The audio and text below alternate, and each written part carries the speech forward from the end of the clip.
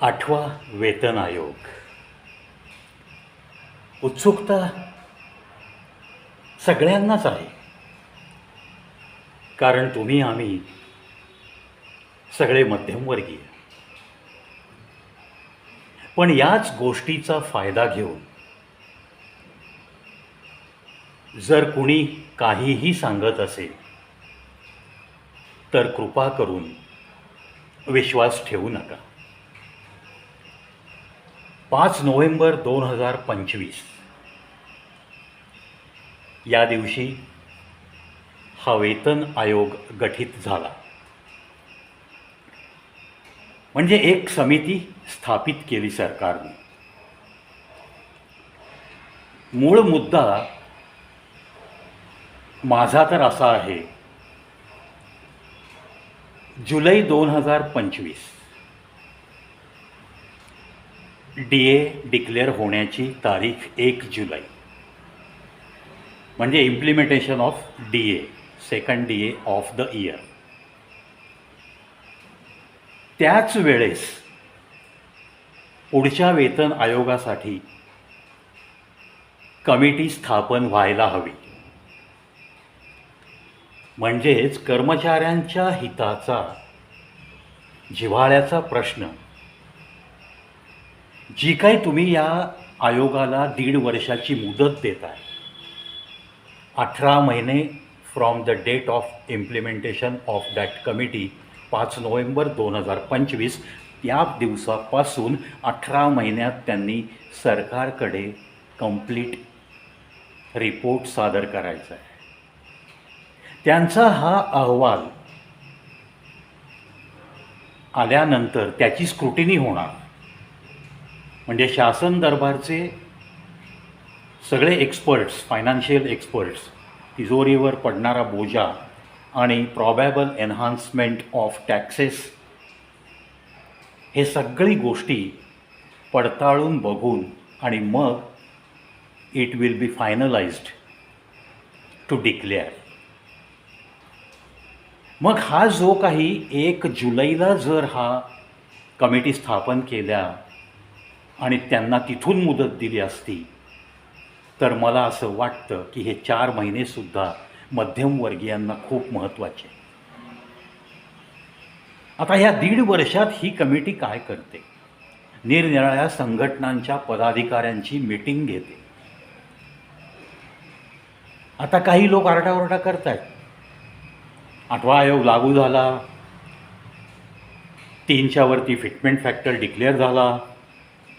अजून कशात काही नाही, हे मी अगदी आवर्जून सांगतोय. कारण होतं काय की मध्यमवर्गीय हा व्यक्ती जो आहे तो स्वप्नाळू असतो. ज्यांना याच्या व्यतिरिक्त काहीही साधन नाही, ज्यांना या महागाईला तोंड देताना पगारवाढ झाल्याशिवाय गत्यंतर नाही, असे लोक हुरळून जातात. म्हणजे एक खोट्या आशेवर ते जगतात आणि चुकीच्या माहितीच्या आधारे उगाचच आनंद साजरा करतात. तसं घडू नये म्हणून मी आजचा व्हिडिओ करतो. अजूनही हा जो काही आयोगाची कमिटी स्थापित केलेली आहे, त्याच्यामध्ये मग रिटायर्ड सुप्रीम कोर्ट जजेस आहेत, हायकोर्ट जजेस आहेत, इतर काही खात्याची वरिष्ठ माणसं आहेत, फायनान्शियल सेक्टरमध्ये काम केलेले काही विद्वान आहेत. अशा सगळ्यांची कमिटी स्टेट टू स्टेट, काही काही जिल्ह्यांमध्ये ती फिरती आहे. त्यांचा दौरा आहे. आत्तासुद्धा ऑक्टोबरपर्यंतचे त्यांचे दौरे डिक्लेअर झाले आहेत. काम तसं वेगाने सुरू आहे. 18 महिन्यांचा कालावधी जरी दिला असला सरकारने, तरी मी विनंती करीन या आयोगाला, या कमिटीला, की जितकं लवकरात लवकर होईल तेवढा आपण अहवाल सादर करावा आणि या मध्यमवर्गीय समाजाच्या दुवा घ्याव्यात. हा 8वा वेतन आयोग तुमचा, आमचा, सगळ्यांचा जिव्हाळ्याचा प्रश्न आहे. जे कार्यरत आहेत त्यांचेही पगार वाढणार आहेत. मग जर कोणी तुम्हाला सांगत असेल उगीच की झाला रे तुझा बेसिक पे तिप्पट झाला आहे, तू काय काळजी करू नको. पण कोणतीही अजून कॉन्क्रीट माहिती सरकारने आऊट केलेली नाही, हे त्रिवार सत्य आहे. कारण जेव्हा आयोगाचा अहवालच तयार नाही तेव्हा तुमच्या कानापर्यंत येणाऱ्या या सगळ्या बातम्या या पोकळ बातम्या असू शकतात. त्याच्याने हुरळून जाण्याचं कारण नाही. त्यामुळं have patience, it will take some time definitely. शेवटी आयोग जो स्थापित झाला आहे तीसुद्धा तुमच्या आमच्यासारखी माणसंच आहेत. आणि त्यात जेव्हा रिटायर्ड अधिकारी असतील तेव्हा they are also the beneficiaries. त्यांनासुद्धा या आयोगातल्या तरतुदींचा फायदा नक्की होणार आहे. अनंत प्रकारची खाती, अनंत पोस्ट्स. यामध्ये अहवाल सादर करताना कोणत्याही पोस्टवर अन्याय होऊन नंतर पुन्हा त्याच्यातनं लिटिगेशन्स उत्पन्न होऊ नयेत, कमीत कमी तक्रारी याव्यात, हे तो आयोग नक्की बघत असतो. त्याच्यामुळं मित्रांनो, फिटमेंट फॅक्टर ज्याच्यावरती तुमच्या सगळ्यांच्या अगदी from the lowest post to the highest post, that is of president of India, इथपर्यंत सगळे स्केल्स बदलायचे आणि त्याची कॅल्क्युलेशन्स करायची आणि त्याची प्रोव्हिजन गव्हर्नमेंट कशी करू शकते हे नंतर त्या फायनान्शियल सेक्टरनी बघायचं. त्यातून मग त्याला पूर्णत्व येणार आणि मग त्याचं डिक्लेरेशन होऊन त्याचं इम्प्लिमेंटेशन कशा पद्धतीने करायचं. Whether the government can pay arrears at once. कारण 1 जानेवारी 2026 रोजी हा लागू करायचा आहे. म्हणजेच तुमच्या तिजोरीत तुमच्या कळत न कळत तुम्हाला जी काही वाढ मिळणार आहे त्याचा ॲरियर्स जमा होतच आहे. So don't worry about that amount. सरकारचं एक नक्की असतं की त्याच्याकडं तुम्ही जर काही देणं असाल तर तो एक एक पैसा वसूल करण्याचा त्यांना अधिकार असतो. आणि तुमचं जर सरकार काही 1 पैशाचं देणं असेल, मग तो कर्मचारी कामावर असो किंवा सेवानिवृत्त झालेला निवृत्ती वेतन घेणारा कर्मचारी असो, त्याला तो एक एक पैसा सरकार देऊ करतं, यामध्ये काहीही शंका नाही.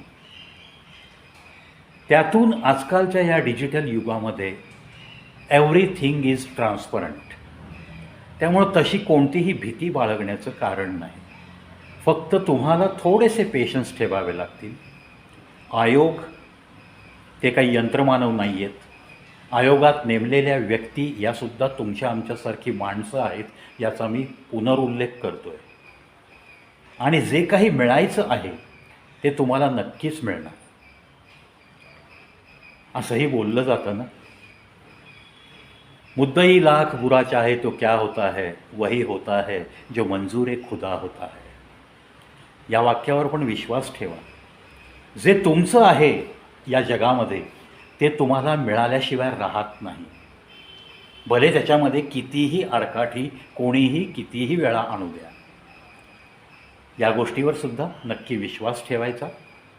कोणत्याही अफवा आणि कोणीही काहीही सांगितलं तर हुरळून जाऊन माझा पगार आता तिप्पट चौपट होणार आहे, मग मी काढतो एक 5-10 लाखाचं कर्ज, अशा प्रवृत्तीने कोणत्याही मध्यमवर्गीय कर्मचाऱ्यांनी, निवृत्त झालेल्या व्यक्तीने असं कृपा करून वागू नका.